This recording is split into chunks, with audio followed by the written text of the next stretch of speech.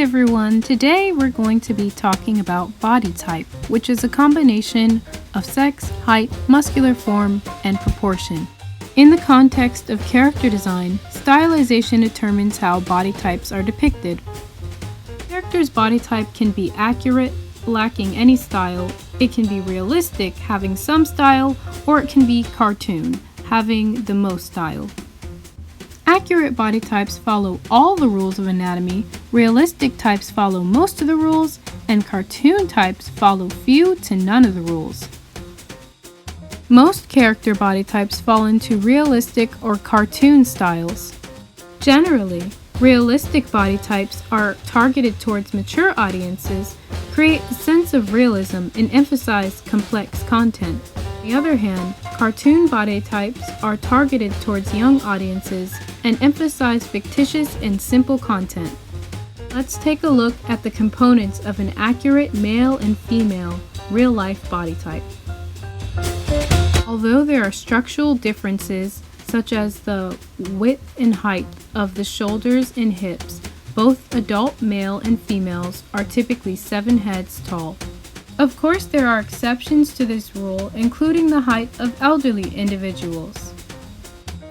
As we know, the body breaks down over time, specifically the back, resulting in many elders to have a shorter height than they did at their prime adult years. Children are another exception to this 7 heads rule. The body is still developing, and so children naturally are going to be shorter than your typical adult height.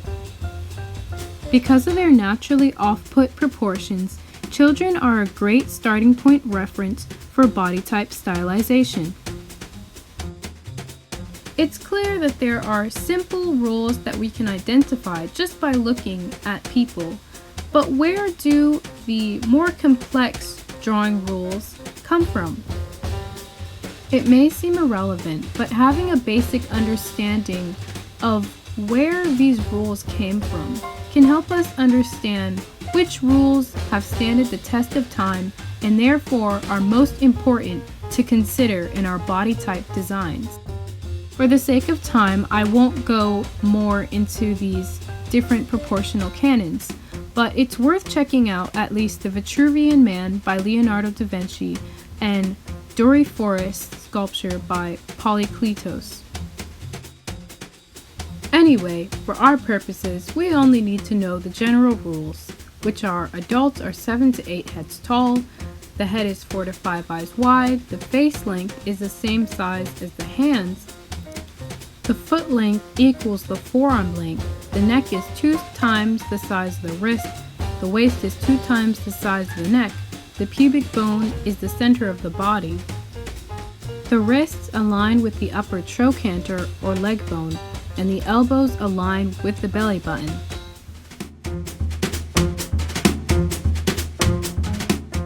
Realistic body types are typically 5 to 7 heads tall.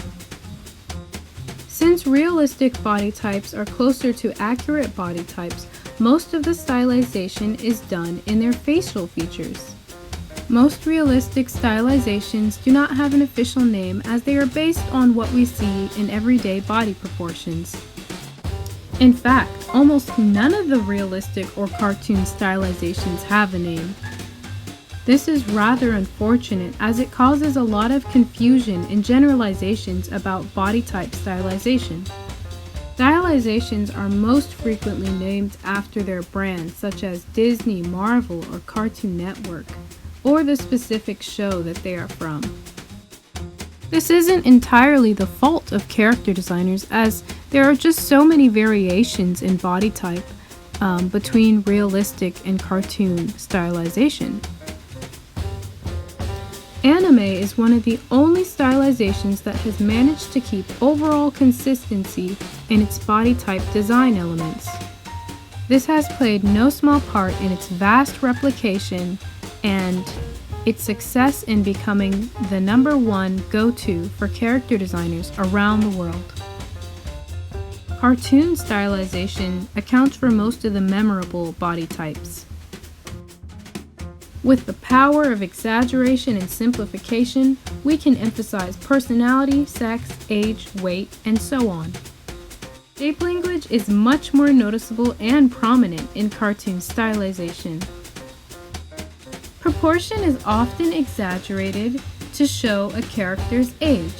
For example, a full-grown woman will often have a wide hip-to-shoulder ratio, while a teenage girl will have a small hip-to-shoulder ratio.